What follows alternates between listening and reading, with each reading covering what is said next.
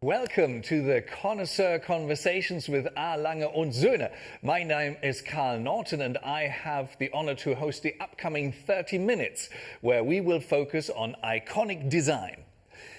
When value or meaning of design is understood, shared and mutually agreed by a group of people, it becomes iconic.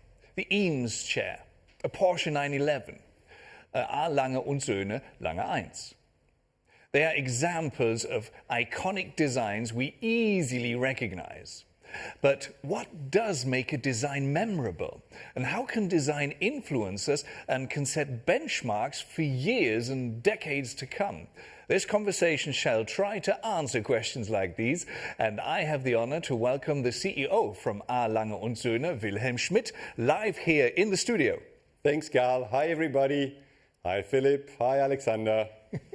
And you just heard it, connected to us via video call, I welcome Philip Rathgen, Managing Director at Classic Driver, connected to us from Hamburg, and Alexander Kraft, Chairman, CEO and owner of Sotheby's International Realty France in Monaco. Welcome, gentlemen. It's a great honor and pleasure to have you virtually here with us for this Connoisseur Conversation. Very happy to be here. Hello, everyone. Excellent. So, since you sit in this absolutely amazing room, I think it's a room, maybe it's even more than one room, Mr. Kraft. If you look at an interior, what sets apart an iconic design, let's say from a chair or from a mantelpiece, from just normal everyday design or non-icon? Right. Well, I think it's pretty much the same thing for everything, be it a piece of furniture, be it a watch, be it architecture, or even something as mundane as food. I think there are always three different things that influence an icon. The first of all, I think the very good things are always comparatively simple. I think we all have the same experience. Very often when we go about our business, people want to take us to very fancy dinners.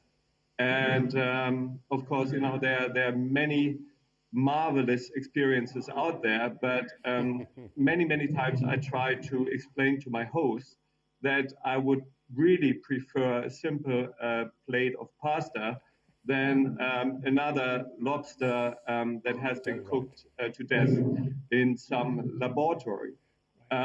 So I think the very best things, like an Eames chair, like a Lange 1, or like a Porsche 911, is really that they are, in their main concept, comparatively simple.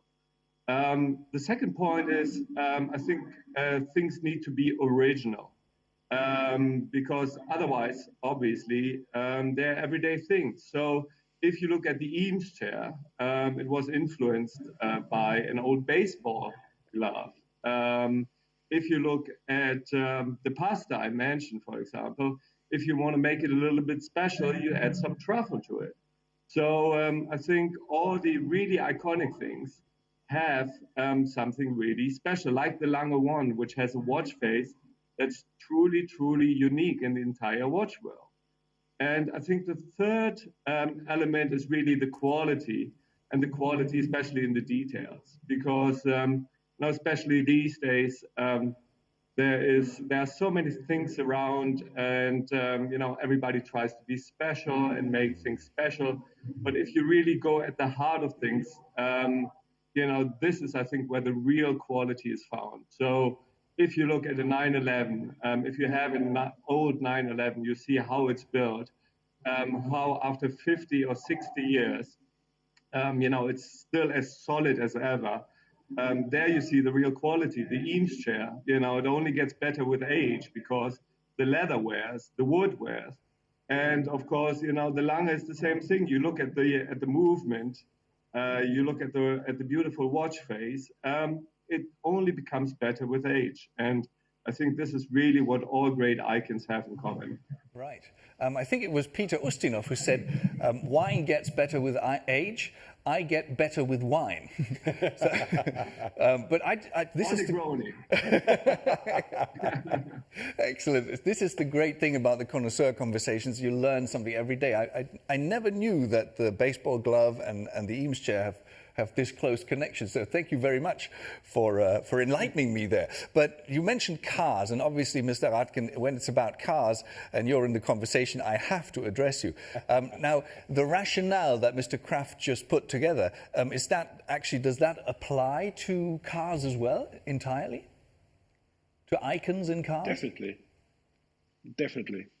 I think one of the most important questions we need to ask is why is an object has become an icon? Because some people will like it. A larger group of people are so fascinated by it. And so we see this in the car world. We have the 911 mentioned many times already in this conversation, and we know that this has a big fan base, this car. And when FA Porsche designed the car, he just said, I want to have the most simple design ever. And this comes back, if you look at the interior, which is also iconic in a sense, it's just black, white, and red, and orange, because that's the colors you need to watch and to see. You need to see the ref counter, you need to see your speed, so that's the simplicity. Sometimes iconic design is very simple and delivers solutions to everyday problems. And I think that's one of the cores of iconic design. And if we look at cars from different countries, like if we look at the British design, and Wilhelm and I share this passion a little bit, that we are absolute into British cars. They are absolute non-perfect, but you love every little odd detail on this one. So every wrestle, every sound which is there, as long as they're running, you love them because they look so odd in a sense, and so with beautiful lines. Italian iconic design is super elegant. I think there's no one else who can teach us a lesson in iconic, streamlined, and elegant design, which is Italian. And the German ones, and I think that's very interesting, and I remember the first Connoisseurs Conversation where Wilhelm said, and that's truly right, we Germans have a different concept of enjoying things. For us, it's very important that things are working on the first hand. And this describes also, you see this in a more radical design in German cars. So very lately, they started to become design objects like the 911. And so it does definitely everything that has been said so far in the conversation applies 100% to cars. Okay, and thank you very much. And I must admit, I'm quite relieved that you don't also have a picture standing in front of a beautiful 911, because I feel left out. I only have one with my cat car. But nevertheless, Mr. Schmid, you have been surrounded by cars because that's part of your connoisseur life story. No, I'm the son of a car dealer. And yeah, and also that. And when you're, for example, at the Concorso d'Eleganza, there are lots of icons there. What sets them apart? Is there even, when you look at them, this moment where you say, yes, that really is an icon, and where you say, well, that's also a beautiful car, but it hasn't got it all? Look, there is a connoisseur's choice, which may not be an icon, because I believe it's fair to say if you want to say you're an icon, you have to be known to a wider audience. You know, 3 men that like something which is unknown to the rest of the world doesn't make an icon. If you go to the Villa d'Este, to the Concours d'Elegance, there are cars that are hugely appealing to me, and probably only, you know, people like Alexander and Philip would even know what that car is. And the wider society had, you know, they look at it and they may like it or not, but they could not associate anything with it. And I think that's the difference between the Eames chair or a 911. You can ask every children on the planet, what is that car? And they will say that's a 911. I think that's the difference between what I would call a connoisseur's choice, right, and an icon. Oh, okay. So forgive me for being so blunt, but is an a.lange und Söhne timepiece a connoisseur's choice or is it an icon? I think we are somewhere in between. Right. And my biggest worry, and I share that a lot with my friends, is that we become too known. I know that sounds very stupid for a CEO running a watch company, but quite frankly, I think there is a thin line between you become so known, Right. but you're not a connoisseur's choice anymore. Okay. Because part of what we represent is actually that we are very known to people that understand fine watchmaking. It's almost like, that secret circle. But you're not known to Mr. Everybody. If I go with friends out in South Africa, right. and then I have these very expensive watches around my wrist, they always ask me, are you not afraid? And I said, you know what, if somebody comes around, you would rather knock you over for your Rolex than me for my a.lange und Söhne, because you wouldn't know what it is. And there is also, so I don't know, and we would never say to ourselves, by the way, that we have any icon, because icon is not, that's not our choice. Right. And I would never use that in the context of our watches. Right. That's, people like Alexander or Philip, or you, that's fine, but you should never do that yourself, because you also not plan an icon. Right. So an icon is nothing you choose yourself, but it's chosen for you. Definitely. By the people who are in the know. Yes. And talking about people who are in the know, talking about followers and audience, if my research was correct, and I have it of the internet, and I know everything that's in the internet is correct, is that, Mr. Kraft, you have 237,000 Instagram followers, and you celebrate style with them and for them. So looking at how they react to some of the posts, do you always go for iconic styles, or do you go for very personal styles when you communicate your lifestyle to your followers? Well, the interesting thing is what you actually see on my post is actually my real life. So I'm not sitting there and scratching my head and trying to come up with something that will entertain my followers. It is my real life, and I wouldn't claim for it to be iconic or for connoisseurs. It's just what I like, and it gives me pleasure to share certain aspects of my life with an audience that has hopefully the same taste and appreciates the same things. And it could be, the books you see here, or art, or watches, or cars. I think social media is really a great way to share this passion and to share a certain knowledge and appreciation of things. But as Willem rightly said, I think it's not my place to say if something is iconic or an icon. That's up for the followers to decide. I do my thing, and whoever doesn't like it can unfollow me. No hard feelings. And I just do what I do. You just do what you do, and you do it really well, because nobody decides to unfollow you. But the social media, or being present in the digital realm, Mr. Rathgen, is that something that is absolutely mandatory for an icon, be it on automotive or a timepiece? I think so, definitely, for one reason, because, we have a big change. If you look back 20 years, 30 years ago, then icons were made by Vogue and other of these, Harper's Bazaar and others of these magazines. And this has completely switched. So the question I'm interested in is, do you think, and maybe I can throw it back to all of you, do you think that icons have lesser value at the moment because there's so many new things coming up which are easily called icons for different reasons? It's a good question, and because I'm a lazy moderator, I'm just going to use that question and bounce it over to Mr. Schmid. Yeah, I don't think so, Philip. I always believe that it may take a little longer, but quality will always prevail. And even in days where you have too much information, people will find out what is really true, what is a marketing story and what is no story. And I want to refer to Alexander because I know Alexander. And if I look at his posts, I know that's the Alexander I know because it's authentic. It's not sort of a gameplay. And I believe that's also important because many companies, people today, they prevent or pretend to be something else. And I don't think that ever can become an icon because it's not authentic. It will not last. It will break eventually.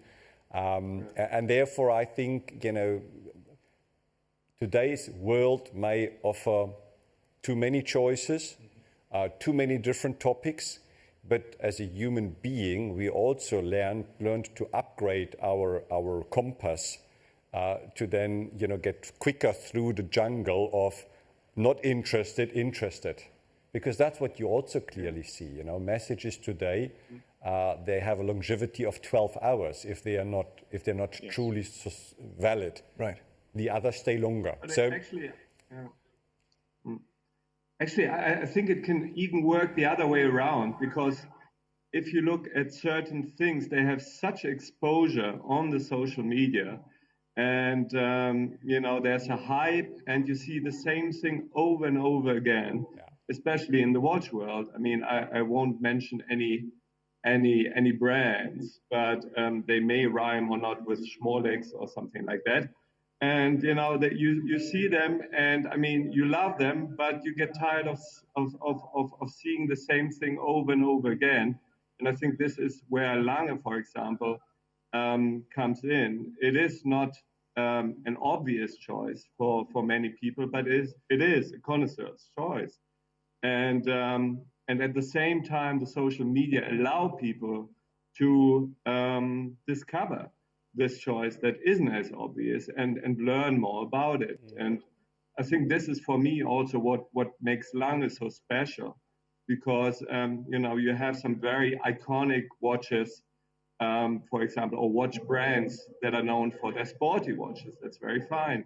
On the other hand, you have those very iconic brands that are known for their complications or for their restrained dressy design. And for me, for example, a.lange is a little bit the best of all worlds. You have the provenance, of course. You have a very unusual backstory because, I mean, it's the only watch that doesn't come from the same Swiss valley, but it comes from a region that's better known for beer and Weihnachtsstollen, which is very fine too. It has great heritage. I have a pocket watch from a.lange. I have a Fliegeruhr from a.lange. The a.lange One, for example, is in this tradition. It's neither a sports watch, it's neither a dress watch, it's neither an overly complicated watch, but it has a little bit of everything. And I think this is what makes a.lange so interesting, and also so interesting for a newer generation that may discover the brand and the models on the social media. Right, and also, yeah, please go ahead. If I just might jump in, I think first of all I agree with you, Wilhelm, on your answer of what will last and what will not last. And speaking about watches, and we have here the connoisseur conversation, so we should address also a.lange. And I think for me the side work is an icon personally, because I'm a big admirer of this watch, knowing how much work was spent to develop this kind of analog digital watch. And it was a new thing around there. So if you look at this, this will definitely become an icon of watchmaking, because it was a different concept of reading the time, of showing the time. And you have to really consider an icon as, we call this one the personal icon, which is referred to a connoisseur's choice, definitely. But icon means also if something is around for a very long time. And may I refer to, because of the novelty on this one, or the news character, His Royal Highness Prince Philip is an icon, because he was around nearly 100 years, and everyone saw him on the side of the Queen. And therefore, this man, in terms, he was not the most stylish man, but everything he's done since his 20s, and he never changed. So very conservative, but still a style. And for me, it's an icon for this reason, in a sense. Also from his type of the modesty and the way he sees things, the support for nature, everything. So also persons can become an icon. And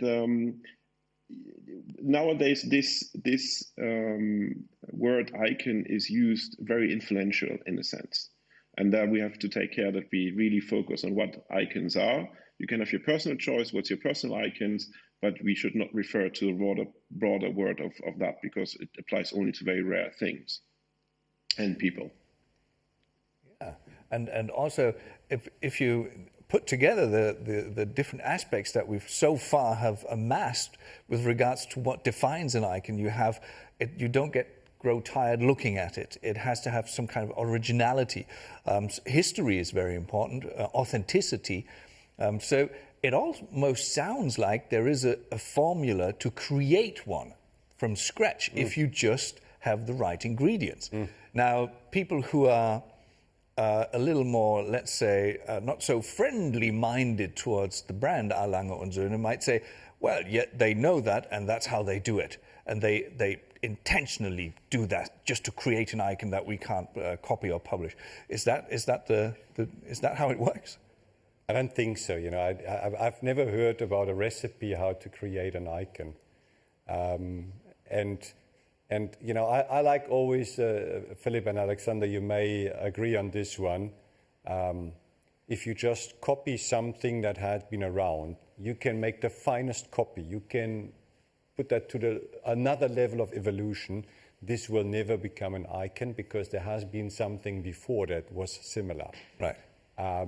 A Porsche became an icon because only Germans could manage to put the engine behind the rear axle and still make it work. If you think about from the physics, that's probably the most stupid location for an engine, but that formed and shaped the car, and that's why even today, and we all know if we see it, it killed people because, you couldn't keep the corner and things like that. This is forming an icon because they do things never anybody else did before, and they do it very good and very successful. So that, in today's world, to create something which has not been there before, right, is enormously different and challenging. And again, if it doesn't have the infinity beauty, that is possible. If you see a sculpture from Michelangelo, you look at it and you marvel how that man made it. Right. And even, these hundreds and hundreds of years ago, you see the craftsmanship that went into it and the eye for proportion and the beauty and so on. That is, for me, entire beauty. Right.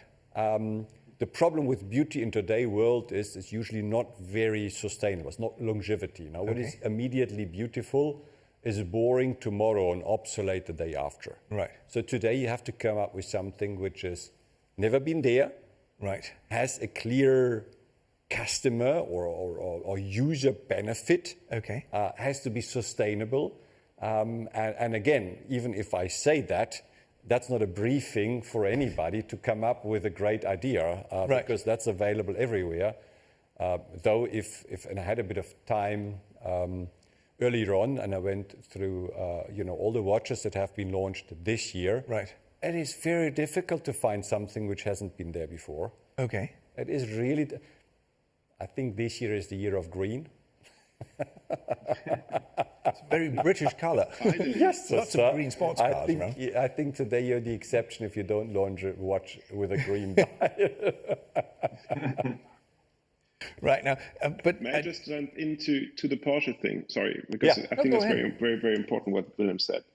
2 weeks ago, I just went to see the delivery of the new 911 Cup car, which they're using for the Carrera Cup. Yeah. And I met Olaf Mantai, who is one of the Porsche legends in driving, and I had the chance to have a little chat with him. And he just saying, you know what? Exactly what Willem said. It's very stupid to put an engine in that position, but the German make it work. And that's the reason. If you're good at the Carrera Cup driving, you are perfectly fine to drive every other car, and you will be good at this because you know how to switch, you know how to our car reacts, and so on. And I think this is also part of being an icon. An icon is not just a beautiful thing, is not just an influential thing. It's something that really defines and changes the existing surroundings and the existing environment in a sense. Yeah. Then you have the good chance to become an icon. But as we also said, an icon is made by people and not by the creators. Right. And so building on that idea and remembering that CD Works launched a series together with you called Meet the Driver, I think. It's called. And I found Talk to the driver, yeah. Yeah, Talk to the Driver, exactly, sorry. And I found one episode where you meet one young lady driver and she has her, was it Rolls Royce? Yeah. And that also connects the watches to the cars very directly. And is that storytelling something that is necessary to uphold icons at the moment, to keep them refreshed in the global mind? Or is that just something that is just very enjoyable and that's why it's important to do that? Well, I would lie if I would not agree it's enjoyable, because these gentlemen at least know me and they know that I have a passion and a weak spot for all things vintage, right. Specifically if they drive. But, you know, it's an often raised question and very easy. You know, if you look at these cars, they're all handmade. Right. They have a huge story. They survive the odds of time. And even today, we look at them and we see how advanced they were at the time when they were launched. And that's why we look at them as objects. And, you know, some objects can drive gladly. And that's how we perceive them. I would not call them iconic, but I think the big beauty on cars and watches for me is that you can drive and wear them. Right. You know, if you have a beautiful piece of painting, yes, you can invite your friends and it's on the wall, but try to wear that and run around with it would look rather stupid. So, you know, watches and cars have one thing which is great. You can share it with others. Okay. Easily. Sure. Which I think is something, that's why it's collecting of these things is such fun. Right. And again, I believe, because both of my friends here are collectors, a collector is a hunter. Mm-hmm. You know, you're never happy with what you have. No. What drives you is the next thing you want to get. Oh, I get it. Okay. So, but also what transpires is you don't have to have an icon in order to really love something and to enjoy it. That's just an added bonus. You just happen to enjoy that as well. I'll never forget, and that's 1990. I was working in England, in Swindon, and I went to Bewley, the auto jumble in Bewley. But at the time, I don't know whether it still exists today, was the biggest sort of auto gathering that you could find in the UK. And I met a gentleman who was driving a Bentley, a 3-liter Bentley, who was, you know, I mean, patina comes to mind. Some people would say, ooh la la la la, that needs a lot of TLC. Okay. But he said the car is from my dad. Right. He bought it new. It's ever been in the family, and it will always be in the family. You know, that sets this object and this 3-liter Bentley apart from any other story.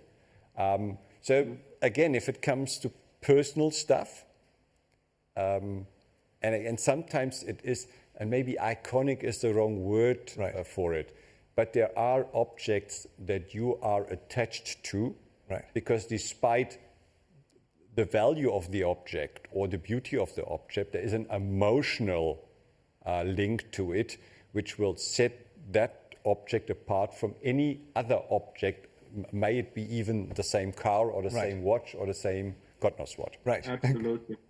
I think, you know, for example, it's to come back to our favorite car of us three, or one of the favorite cars, is the Porsche 911. I mean, once you are in a 911, you know immediately where you are. You have those counters in front of you. You are in probably the best car seat ever built, and you know there's no other car like that in the world. And I think it's the same with certain watches. I mean, for me, it's a a.lange one, you put it on the wrist, and there's simply no other watch that looks and feels the same. So, and I think this is one of the things that makes an icon. They have to be unique, but they have to be also very timeless. And we were talking about the experiences of drivers, for example. If you put somebody who fancies himself to be a good driver in the first generation Porsche Turbo, in an Ur-Turbo, and you let him go around the track a couple of times to quickly see if he's really a good driver, or if he's gonna be a widowmaker very soon. So, and I think the same applies to all those icons. They stand the test of time, and at the end of the day, only the truly exceptional things will be a real icon. So true, Alexander. And once again, we get so engulfed in conversation, and it's very enjoyable, although you know each other much better than I do. I'm almost like the innocent bystander. But before we end this conversation, I'd like to invite the three of you to play a very quick and almost ancient game. It used to be, if you had to retreat to a lonely island, which things would you take with you? Now, I'd like to rephrase that very quickly and make it more modern. Because of some unusual pandemic, you had to retreat to your favorite home, and you could only take your 3 most liked icons with you. Which 3 would that be? We may start with Mr. Rathgen because he's on the top screen here. That's a very good question.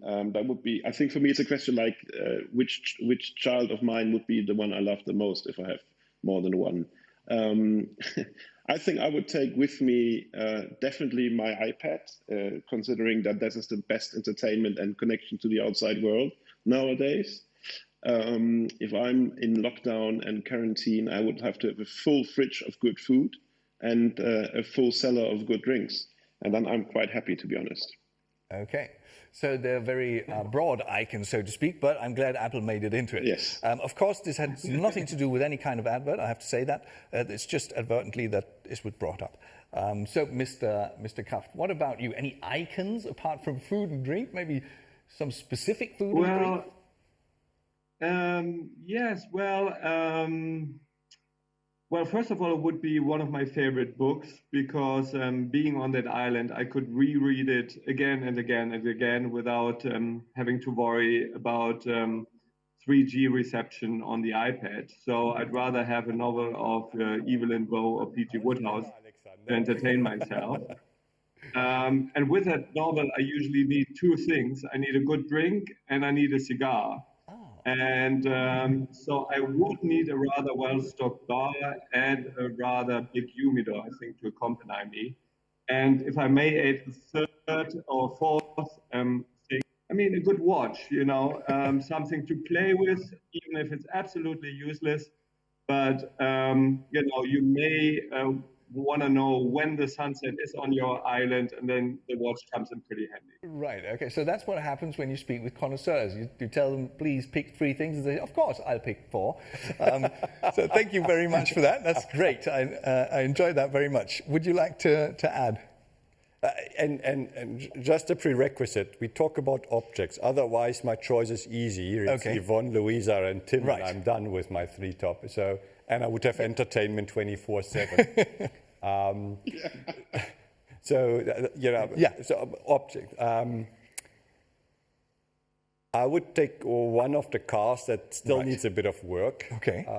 Because I know there is, if you have all the time on hands, then this is very enjoyable because at least you see what you did. Okay.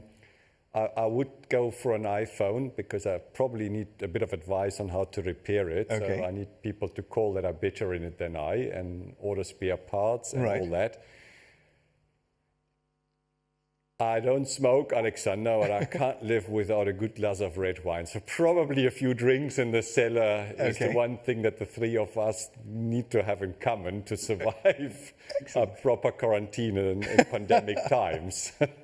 So that is the most iconic flat share that I ever came across. So it sounds like you really share one island, and you just take different sides, and then you go to the bookstore, and So great. But it was even more fun to have you with us. It would have been really great to have you here in the flesh, obviously, but this was the second best thing to do, to talk about icons and to really have an enjoyable conversation. And I'd like to say thank you very much to the two of you for taking the time and, of course, enjoying it with a good drink, always good idea. And, of course, I say thank you to you for once again sharing your passion. Absolute. Alexander, Philip, take good care, stay healthy, stay sane. I can't wait seeing you again, and then we'll have at least a drink together quickly and some good food. Let the good times roll. Thank you very much. Definitely. Always good to see you. Take care. Ciao, Thank you very ciao, much for bye, having everybody. us. Goodbye, gentlemen. Have a great day.